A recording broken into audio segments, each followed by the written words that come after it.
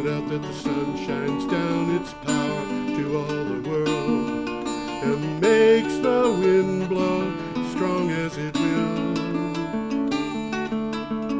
I wonder how gentle rains can fall upon the land, so lovely earth can stay lovely still. Hello, ladies and gentlemen. Welcome to the 595th edition of Energy Week with George Harvey and Nancy Wolf. I was going to call you Nancy Fox, but it didn't work. No. Yeah.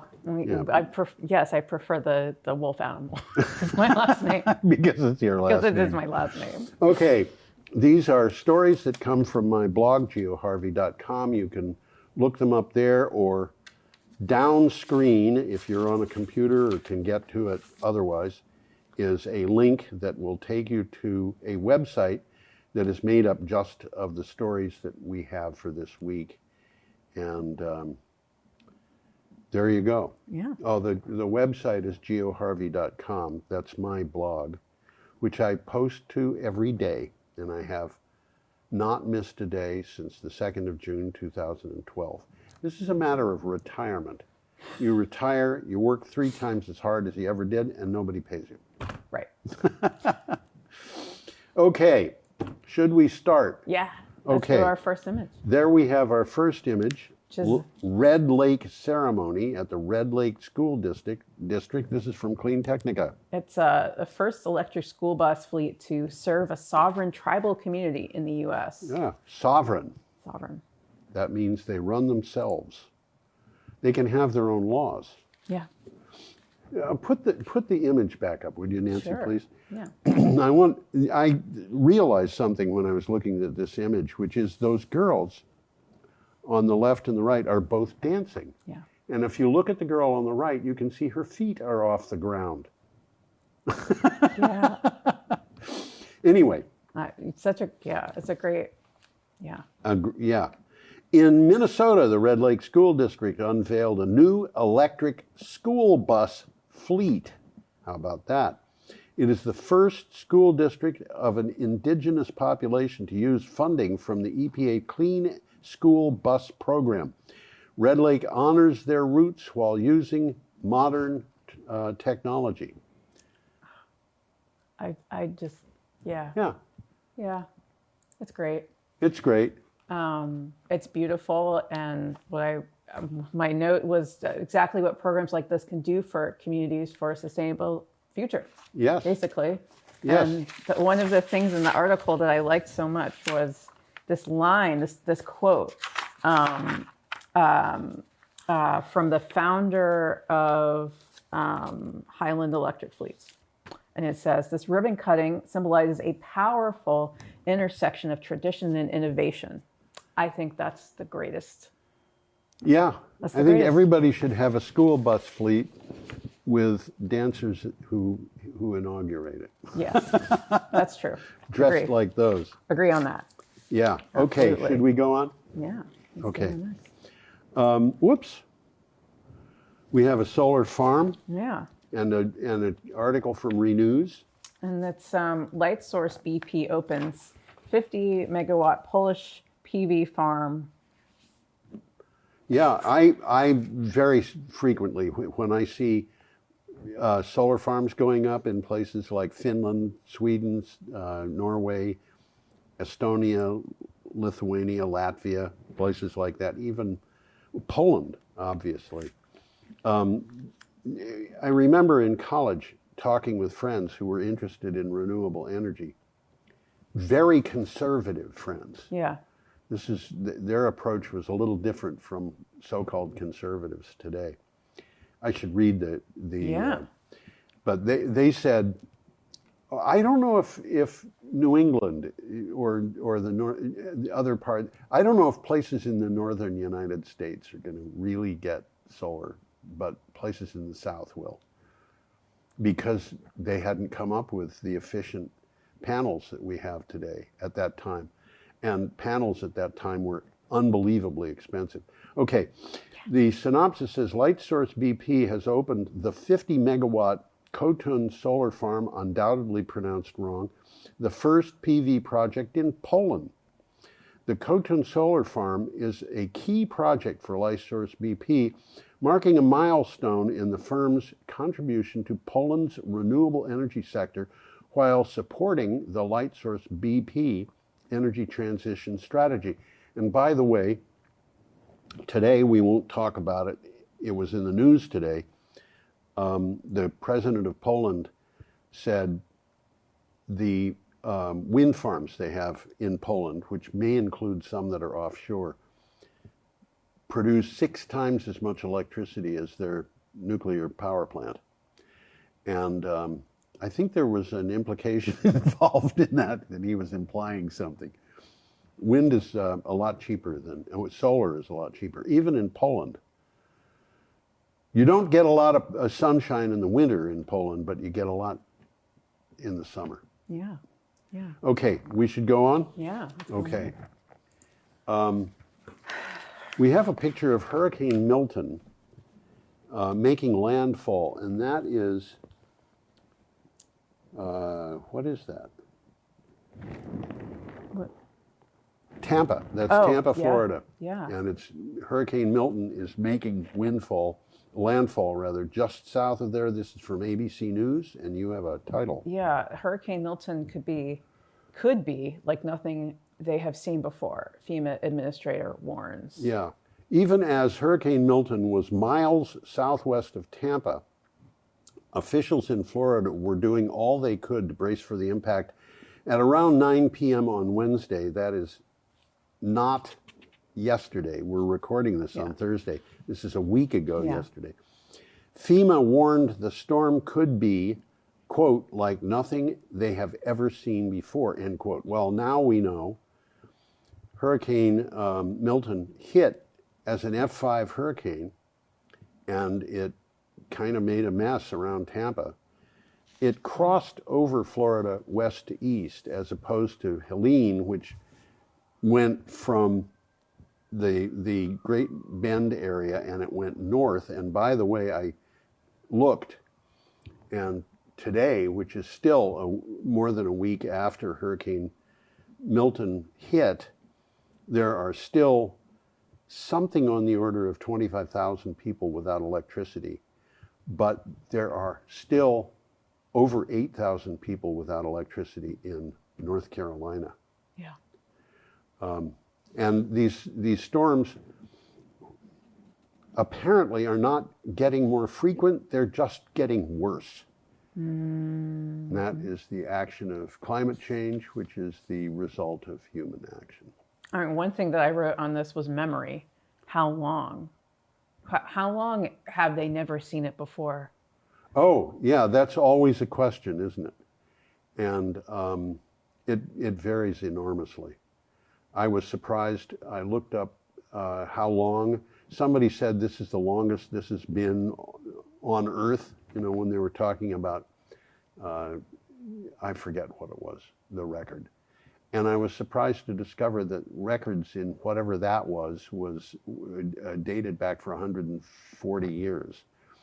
But longest heat wave, stuff like that, the record might only go back 50 or 60 years. Right, exactly. It depends on how long you've been recording. Yeah, and actually, if you look at the history of really bad weather in the United States, we've got weather problems that people don't even know about anymore, like the schoolhouse blizzard.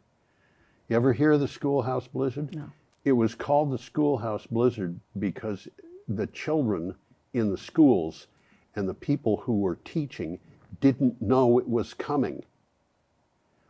And in those days where this blizzard happened, which I think was in Minnesota, or it might have been Montana, something like that, the teachers in the schools were mostly girls who were like 19 years old. And they were presented with this blizzard and had to get these children out of the schoolhouses, which they knew could be blown apart by the winds, and some of them were. And they just tried to get to the nearest farmhouse. And in some cases, they didn't make it. Yeah. That was in the 1880s, but I mean, the fires and the drought in the Depression that we have pictures of people, you know, these things happened in the past, but they didn't happen with the regularity that we're getting them today. Right. Right. So. And we have amplification. Yeah, well, that's the problem. Yeah. You know, it is. It's right there. Okay. Should we go on? Yes. All right, we're up to Friday, October 11th, and we have a picture of wind turbines and an article from Renews. And it's $1.5 trillion needed yearly to see COP28 targets.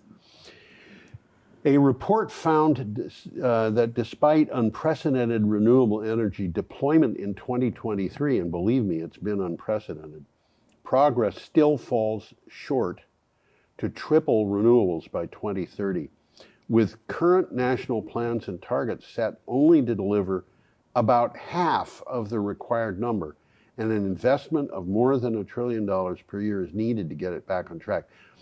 I wrote this and I made a mistake in it. We are making $1 trillion now in investments. We need $500 billion more. But that figure is just going up every year. Yeah. And, you know, this is something that we have to do. It's like it's a continuation of our conversation last week about what are the numbers? How do we get there? Yeah. How are we? Yeah.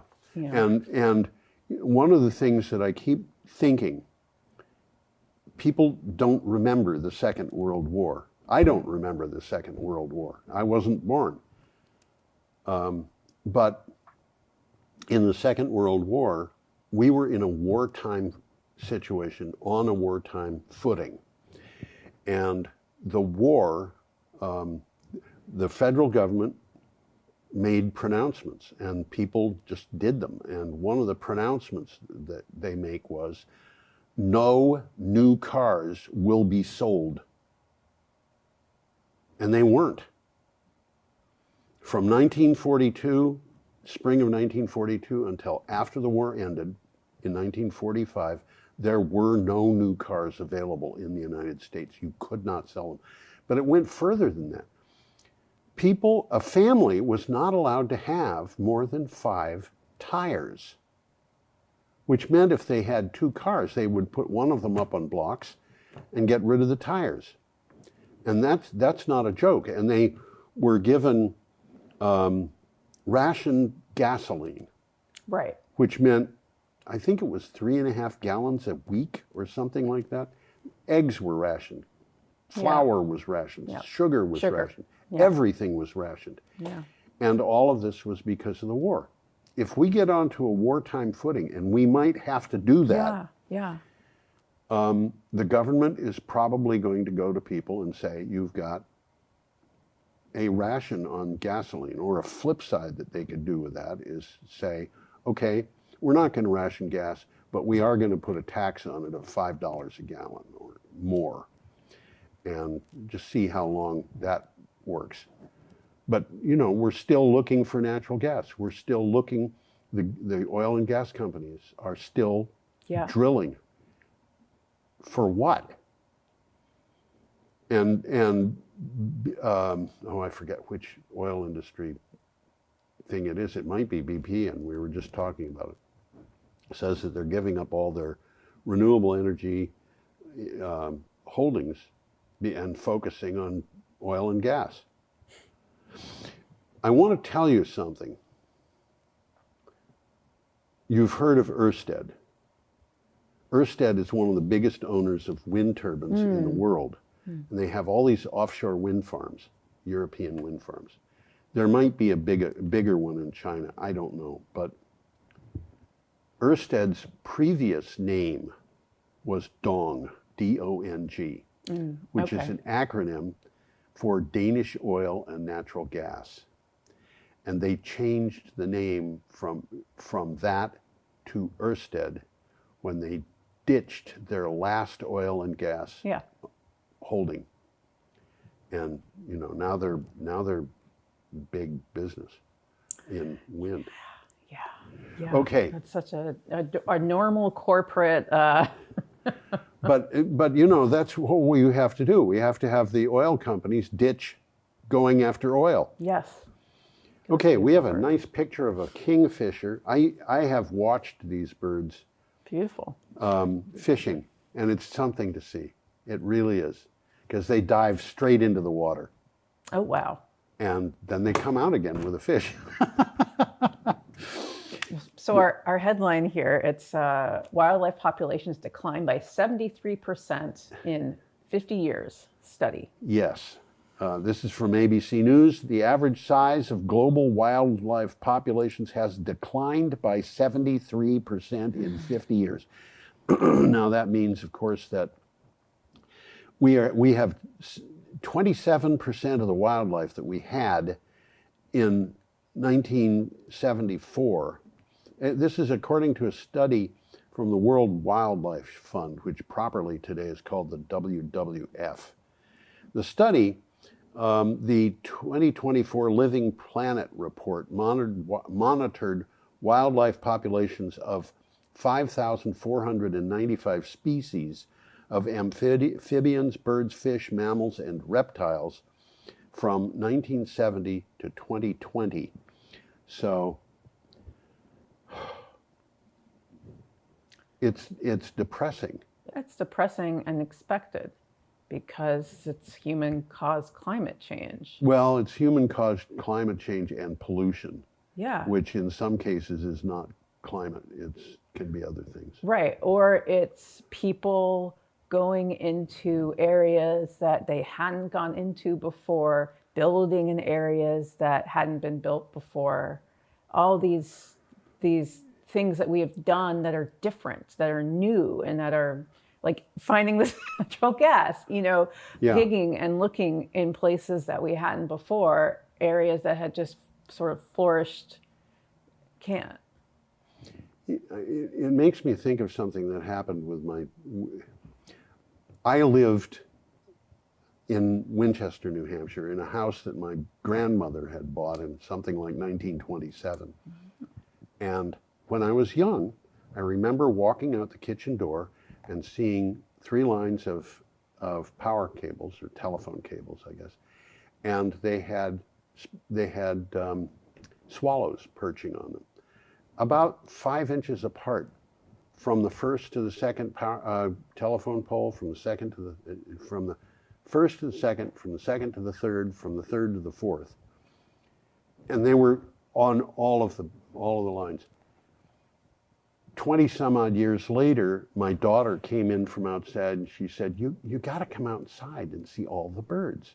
I went out. From the first pole to the second, nothing. From the second pole to the third, about half the line was covered. From the third to the fourth, nothing. So the population of swallows had declined by 5/6. And then before I moved to Brattleboro 20 years ago, it had been years since I'd seen a swallow on that. Now, the reason they were there in such numbers was that we had an astonishing number of mosquitoes, dinner for swallows. That had declined. And by that summer, when my daughter came in and said, you should see all the birds, we were starting to see our first ticks. The mosquito population was down, the tick population was up. We never had Lyme disease until those ticks arrived. Yeah, right. I'd rather have mosquitoes. Okay, should we go on? Yeah, let's go on. We have a Pinal County 11-mile solar system. I don't know what an 11-mile means here. This is from Clean Technica. It's Ørsted and SRP open largest co-located solar and battery storage project on Salt River Project power grid. Okay, Ørsted and Salt River Power Right, opened, Ørsted, you were just mentioning them. Yeah. Yeah, that's opened the 11-mile solar center, which is 11 miles from somewhere, I think, rather than 11 miles across. A 300 megawatt solar project with a 300 megawatt, 1,200 megawatt hour battery energy storage system in Arizona. Ørsted is investing $20 billion in U.S. energy capacity. Now, that's the same Ørsted that no longer sells oil and natural gas. Yes, right. So, Yep. It's and, a retool. And they are investing in all over the United States. That's just one of their investments. We're up to Sunday, October 12th, and there is a picture there of a, that array is actually in Air, Massachusetts, I believe. No, it's in Harvard, Massachusetts, which is kind of next door to Air. This is from Clean Technica. So New Hampshire's low-income community solar program is finally nearing the starting line. Yeah, the reason why that solar project in Massachusetts is pictured is because they haven't built any yet in New Hampshire. More than 7 years after the New Hampshire regulators first approved the idea of using community solar to create savings for low-income households, electric bill discounts are finally appearing on the horizon for the first batch of participants. Yay. They've been waiting for 7 years. Yes, it's a 7-year itch. Here we go. Oh, man. That's, yeah. I feel like I've been getting Instagram targeted ads about this. Targeted ads. I think I've been getting some ads about this thing in New Hampshire? Yeah. Wow. You know, I should tell you what you do with a telemarketer. Would you like to know? The telemarketer calls and you say, when he asks a question, you say, "Ni vanaf siarad Saesnig gyda chi." And then he has no idea what you said, which means, by the way, I'm not going to speak with you in English. So he tries to speak English, and you say, "Os glwchanda," which means, please. Ydych chi yn siarad Cymraeg, which means, do you speak Welsh? Right, and you're not going to find that many people that speak Welsh. No. Unless you're in Wales. No. And that's even in Wales. Even in Wales, yeah. And it's just, yeah. In southern Wales, it's not very likely. In northern Wales, you'll come across them. And if you buy them a beer in Welsh, they'll figure you're absolutely a great person. Of course, yes. Now, this picture is traffic. Yeah. And I forget where, but Dennis Schroeder is the NREL photographer. He's one of NREL's photographers. He took this. That is the National Renewable Energy Laboratory. The article is from Clean Technica. It's imagining peak car. Can we live without the private automobile? You know, I loved this. The moment I saw that headline, I just thought, wow. And this was, I forget the name of the author. An article in the Washington Post says only 8.4% of U.S. households have no car. Most of those are in cities.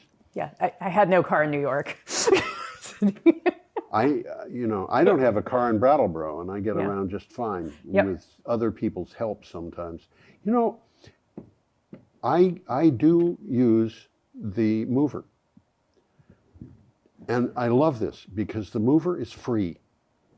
And if I need to go to Lebanon, New Hampshire, because I've got an appointment with a doctor at Dartmouth Hitchcock, they will drive me for free. Okay. I'm going to...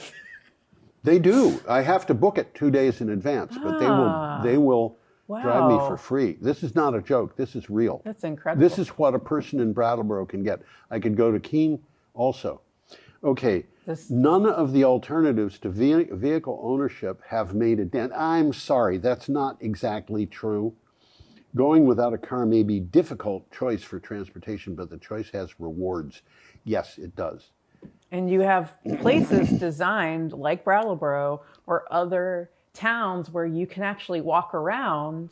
That means you do not have to have a car. And that's one of the things I actually, when I came here, was so wonderful, because I came from a place where I couldn't drive at all. Yeah. All I could do was walk. But here I have the option.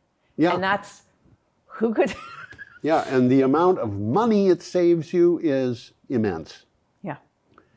When I lived in Massachusetts, my kids had cars, and I realized at one point that I didn't have to have a car. I could walk to work. Yeah. It was 3 miles each way, but I could walk that.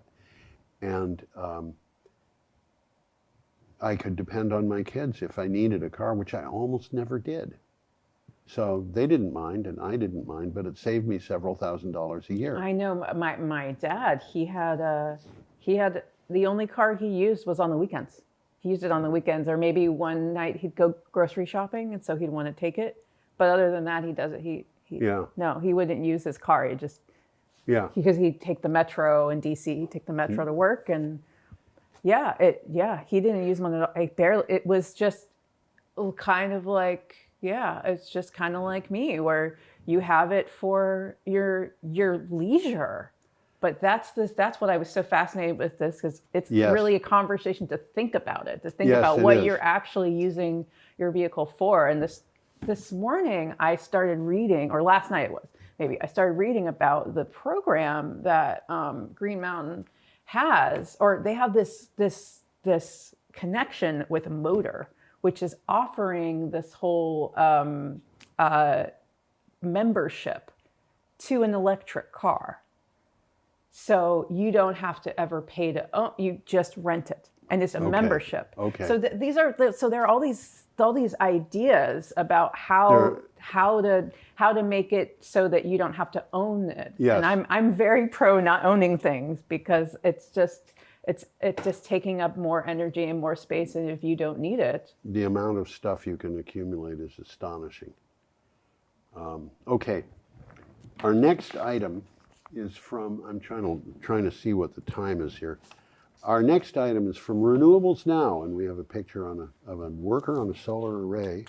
Has nothing to do with Renewables Now. Right. Oh no, it does. It's an ABRD image. This one I thought very important one. Renewable energy surge lowers UK blackout risk.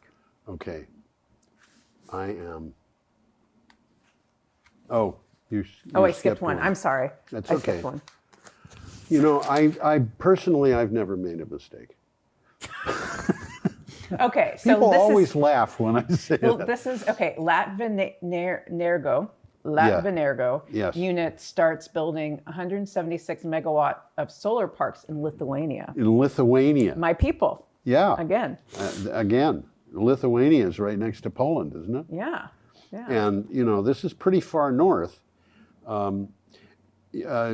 Electrum Lietuva, a unit of Latvian state-owned utility Latvenergo AS, announced the start of construction of works on 3 solar parks in Lithuania with a combined capacity of 76 megawatts. The 3 sites are expected, I'm sorry, I'm just stumbling over these words, are expected to be operational by no later than September 2025. And this is interesting because they're going to put in 176 megawatts of photovoltaic power system in under a year. Yeah.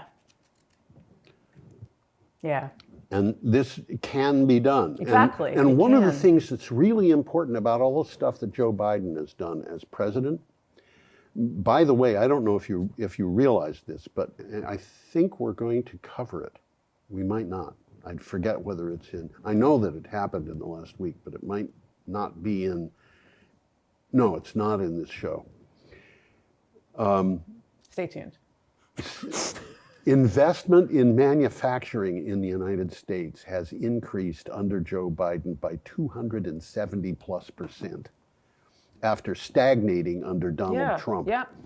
And this was something that I saw at Clean Technica. Wow. And the reason is because the United States is building things like plants where solar panels are manufactured and stuff like that. And where are they building them? They're building them primarily in Republican states. Why? Because those are the states that need them. And, you know, I remember when Donald Trump basically refused to help people in California who had been in with a massive wildfire until he realized that that particular area had voted for him. Yep. But that's not the mindset of the Biden administration. No. And, you know, this is, okay, we should go on. Yes. You said this next one was important. Yeah, I think this next one is very important. Renewable energy surge lowers UK blackout risk. I think this is really important too. And incidentally, this came from oilprice.com. I know, I saw that. I thought that was very interesting. Well, oilprice.com has a reputation of being favorable to fossil fuels. But it isn't. It isn't. It's reporting, originally, I think it must have been reporting energy prices. But you see a lot of pro-fossil fuel stuff there, but you also see probably more pro-renewable energy stuff there.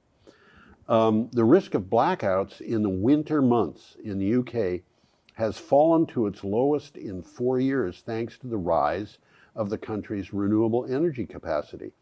The National Energy System Operator predicts that the UK's winter power supplies will outpace demand by nearly 9% this year.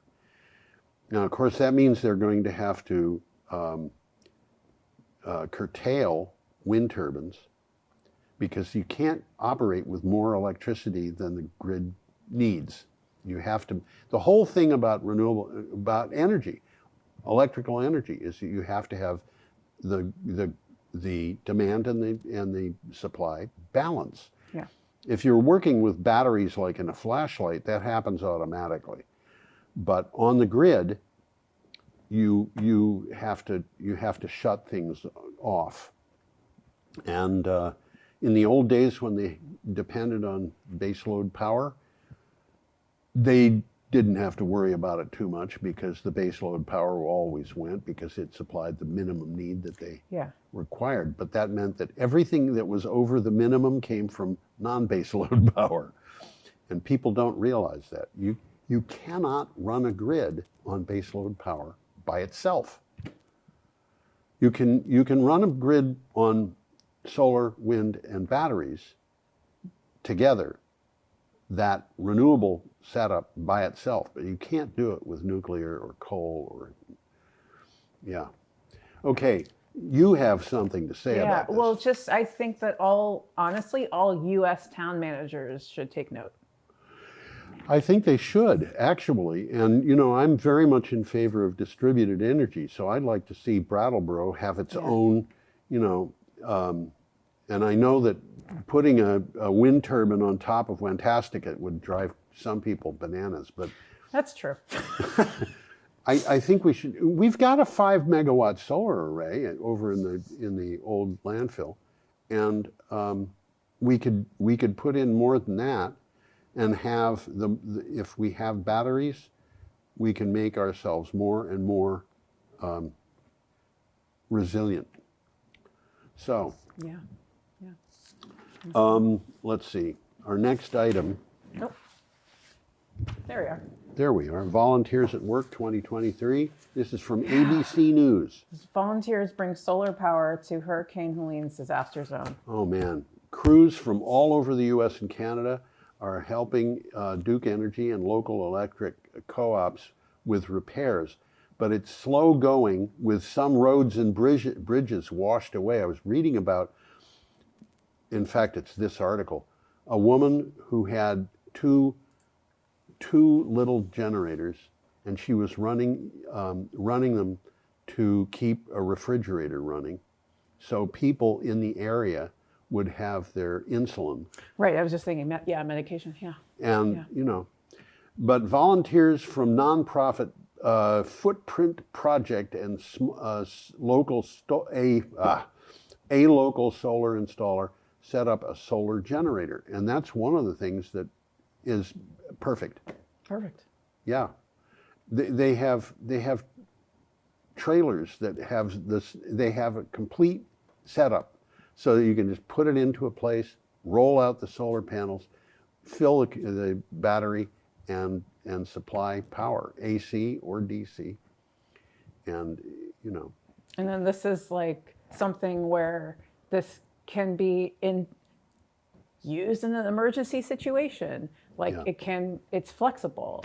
That's right. It is. That's important. It is. And, you know, I keep going back to this guy.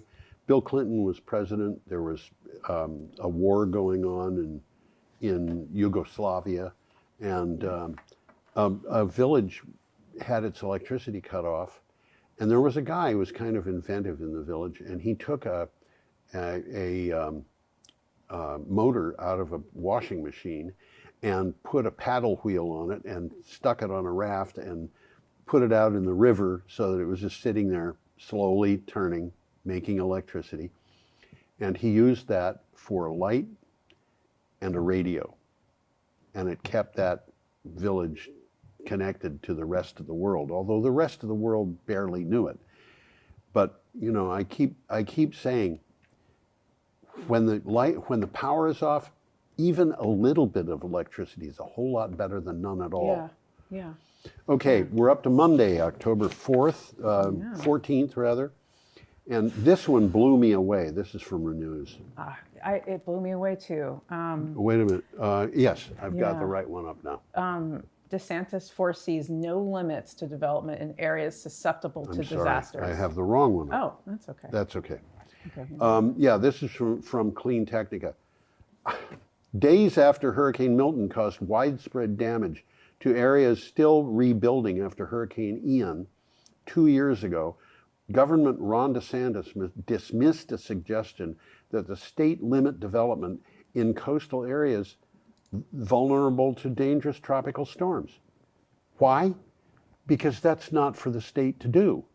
Well, maybe I could bring up a few things that various states are doing that it's not their place to do. It's infuriating. It really is. Yeah. No, it's really, so, you know, we were talking before the show, just when is the moment when this will change? You know, when is the pushback?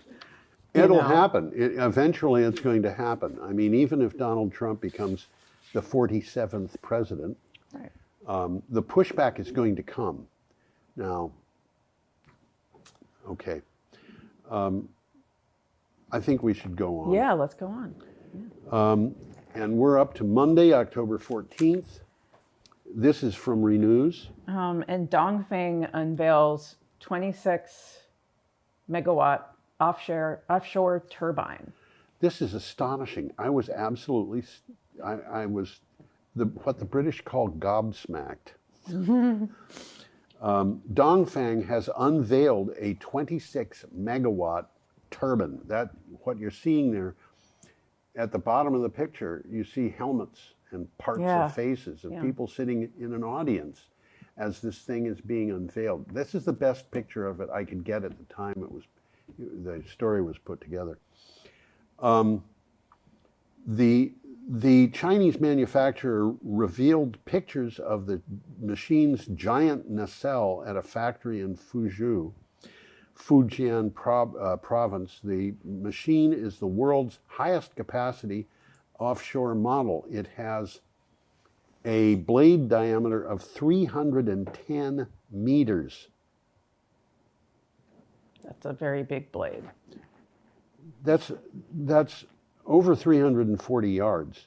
And if you think about a blade that is just a little less than half of that, we're talking about a blade that's way over 150 yards long.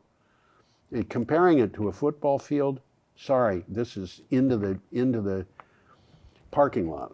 Yeah, end to end. And the hub height is 185 meters. And somebody pointed out that was taller than some building taller than the pyramid, I think. This thing is gigantic. Enormous. And it's just a couple of weeks ago that the first 20 megawatt wind turbine. And we're going to be seeing more about this. Yeah. But the Chinese, I'm sorry, the Chinese are so far ahead of the United States. It's crazy. Okay, our next item, whoops. There it is. Is from Clean Technica. We have a picture of an electric mining truck. What did I do? There it is. Yeah. Well, Real Zero at Fortescue. Fortescue is in the news a lot. Just a few weeks ago at a UN roundtable, Fortescue's Andrew Forrest, who's one of the richest men in Australia, unveiled a plan to move mining operations from net zero to real zero. This is an important distinction. Extremely. He showed how Fortescue will eliminate Scope 1 and Scope 2 emissions without voluntary carbon offsets and without carbon capture and storage. Now, that part, we've got schemes out there. Carbon capture and storage is one of them. It's a way to spend lots and lots of money on something that we could avoid. Nuclear power, I think, falls into the same category. We don't need nuclear power. AI may need nuclear power. The question that we should be asking is, do we need AI? Yep. Anyway, the difference between net zero and, you want to? I thought this was such a great article. I really like this. And because it's just it's bullshit. Net zero is bullshit, and it's very and someone who has power calling that out and doing something without regulation or without just saying, well, this is bullshit. Let's actually do it. Net zero is important if you're blowing carbon dioxide all over the place, but net zero just means that you're not doing it. What we have to do is we have to reduce the amount of carbon dioxide in the air. Yeah. And we can't do that with net zero. Oh. It can be done. Andrew Forrest has probably got some, I'll bet he's got ways of bringing down carbon dioxide. He's probably, one of the things that I think of is we talk about planting trees. And it's going to be 20 years before they start taking anything out of the atmosphere worth talking about. But if you take what used to be a wetland and you make it wetland again, and you have what is the plant? It's used for gardening. Oh, yeah. Yeah, you know what it is. Okay, it's just not in my mind today. Yeah, yep. But if we plant sphagnum, that's what it was. If we plant sphagnum, it will draw down, and sphagnum just spreads like mad. It will draw down 15 times as much carbon dioxide per acre than a forest does. And the beauty of it is, sphagnum kills, it produces basically an antiseptic environment under it. And so nothing lives under sphagnum. And when it dies, it falls to the bottom of whatever water is under it and just sits there, slowly decomposing. And that's one of the ways you can build up carbon in a system really fast. Now, we are way behind. Yeah, let's go. Okay, we have an electric mining truck. Did we talk about that? We did. We just talked about that, yeah. Okay, so that picture is, I had to go find a picture, and I was looking for a house in Florida, and I found that. Okay, you don't want that when it's... No. But it's on a lake, so it has a good chance of not flooding. Anyway. The headline, it says ABC News again, and it's Florida is developing rapidly. Will climate change impede its growth? Well, not with Governor DeSantis.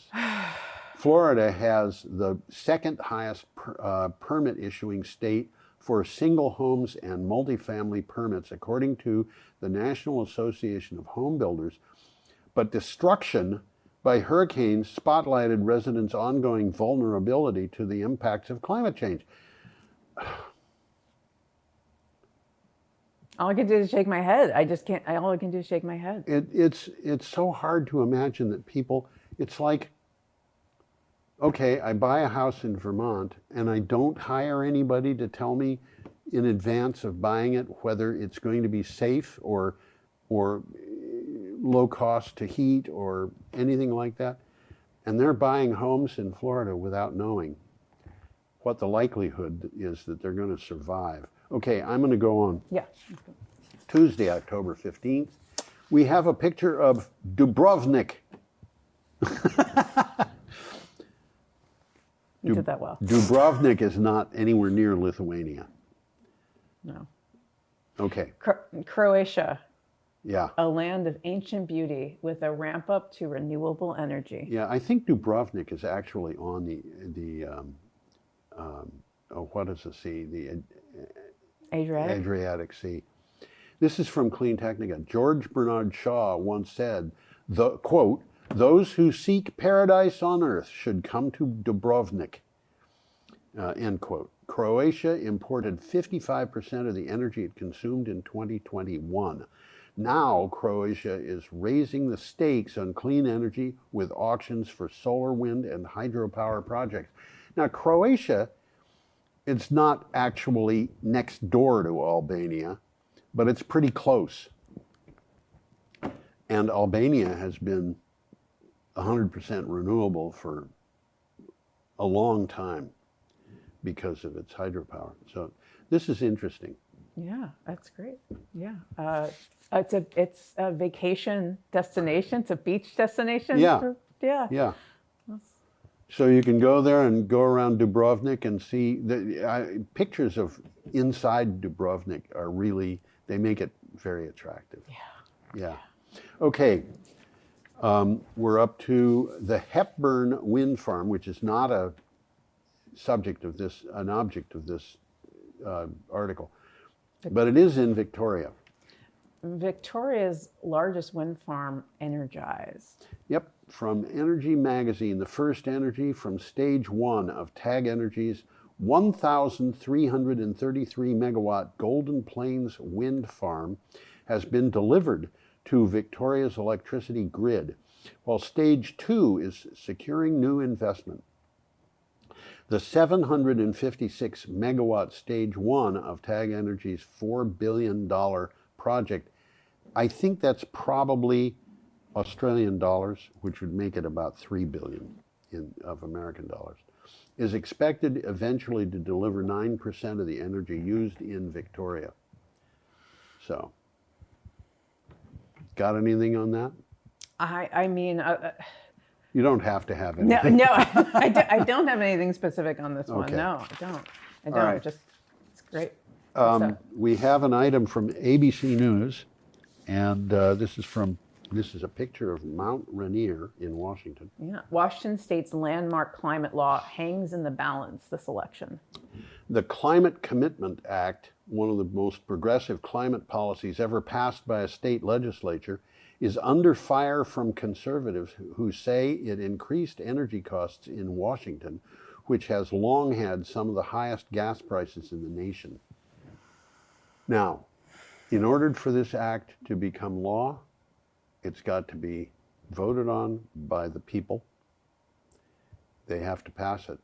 Oh, is that correct? Yeah, this is for popular vote, I think, isn't it? Well, but the governor is going to, if it's in the legislature, the governor's going to have to sign it to make it into law, and there's no way Jay Inslee is going to sign this into law. So I kind of don't expect it to pass. Well, my comment on this one was just so many good programs held up like this when the benefits so strongly outweigh the costs. Yeah. But again, we're dealing with conservatives who believe that if anything can be done by private enterprise, it should be, and the governments of whatever level shouldn't be involved. And I ask them, does that mean that you think that the street in front of your house should be run by a private Yep. organization that has the ability to prevent you from using the street if you fail to pay the bill. And you know, Yeah. I had so many friends who were conservatives when I was young, and they told me all the things that they thought were important, and they didn't convince me of very much. ABC News was that. Now we're up to Wednesday, October 16th. And Hyundai says it will have 300. This is watt hours per kilogram. thank you. I know. Watt hours per kilogram lithium iron phosphate batteries in 2025. Yeah. Hyundai Motor Group announced it has set a goal to develop lithium iron phosphate batteries with an energy density of 300 watt hours per kilogram by the end of 2025. This move positions Hyundai to exceed the capacity of the current Chinese lithium ferrophosphate batteries by more than 15%. That's a lot of words that says they're making batteries that are smaller and have just as much power. Yeah. But it is important, and these lithium ferrophosphate batteries are batteries that can be used in cars as opposed to sodium ion batteries and iron oxide batteries, and there's a bunch of batteries that are maybe exciting, but to have them be in cars, you have to have a lot of watt hours per kilogram, and there is that. Now, we have an item from ABC News, and this is the Geisel Library Yeah. at University of California, San Diego. Education and climate change now required for UC San Diego students. The University of California, San Diego is the first major public college in the United States to require undergraduate students across all majors to take a course on climate change. The requirement is in place now for students who will be graduating in 2028. So good. So great. I think, we have misinformation available and of all types. Yeah. And people don't have the ability to tell Yeah. what is true, what is not true. And a lot of people won't go for things that I think are correct, but they have the right not to do that. Mm-hmm. But they should be prepared Yeah. to see it. And Civics. So we're basically talking about a new civics. yes, class. we are. And one of the things is the people who say that climate change isn't happening, or it isn't important, or it isn't man-made, or it isn't whatever, are unaware of where we are. They just don't know where we are. Yeah. How did we go through 13 months in a row of the hottest month of that name across the world? 13 in a row. The only way you can do that is if you're living at the edge of record-breaking positions. And what does that mean if you're living at the edge? Okay, our last item has this picture. It's from Renews. Sany powers up 35 megawatt test bench. A 35 megawatt test bench is not going to be cheap. And what they mean by this is that they can test a 35 megawatt wind turbine. They're looking to a future that they think is not very far away. No. China's first and the world's largest 35 megawatt 6 degrees of freedom and drivetrain back-to-back test bench. Okay, that was silly. To call it the world's largest 35 megawatt test bench? Okay, is now operating at Sany Renewable Energy's Wind Power Testing Center, the developer revealed. The test bench is capable of simulating the full lifestyle of wind turbines up to 35 megawatts. I would have thought this was extremely nutty, except that I saw these wind turbines appearing that are at 26 megawatts. I never heard of such a thing, but there it is. Yeah. Yeah. Yeah, there it is. I had never heard of a test of, I don't know, I'd never heard of a test bench before. Well, a test bench is just, you figure out you're gonna game the system. You're going to take this thing and put it on the test bench and try it out. And it's not going to be attached to blades on the top of a mast. It's going to be in a laboratory. But to test this thing in a laboratory means that you're going to have a laboratory that's about 4 stories tall as a single room. And you're going to have, it's just going to be huge. Yes. And you're going to be putting, I mean, if you think about it, you're going to have to be turning a wind turbine.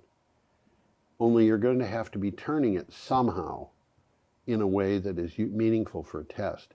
And if it's a 25 megawatt wind turbine, you might have to put 25 megawatts into it just to get it to rotate. You know, my son worked in Wisconsin making centrifuges. And he told me that at some point the local utility found out what was causing this immense drain on their power system that happened all of a sudden. And the reason was because they were starting up centrifuges to test them. And these things took 1/4 of a megawatt. So they would just come on suddenly with no warning. And the utility got the company and said, look, if you're going to do this, we have to know at least an hour in advance. Well, with a thing like this, suddenly on the Vermont grid, you'd have big problems. Yeah. You'd have the grid go down. I don't think if there are parts of the grid where you would not be able to turn it on because it would take so much electricity. Yeah. That it would shut everything off, cause its own power outage. Okay, we are up to the end of the show. Yeah. And we want everybody to have a simply magnificent week. Yeah. Do you like the idea of simple magnificence? Yes, I do like the idea of simple magnificence. Makes me very happy. Yes, there we go. So we're wishing everybody a simply magnificent week. Come back next time.